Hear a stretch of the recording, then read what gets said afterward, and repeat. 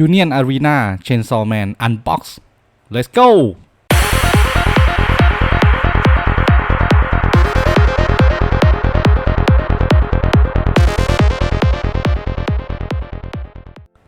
เอาละครับวันนี้เราก็มีทางฝั่งของ Union Arena กันนะครับ Chainsaw Man ฮะกล่องก็ออกมาได้สักพักหนึ่งตอนแรกกะว่าจะไม่แกะแล้วแต่อดใจไม่ไหวมาก ต้องขอลองเสี่ยงสักหน่อยซึ่งตอนนี้กล่องก็ราคาค่อนข้างจะสูงพอสมควรเลยแต่อันนะขอเสี่ยงดวงเพราะไม่ได้เปิด Union Arena มาสักพักหนึ่งละโอเคครับไปรับชมกันดีกว่า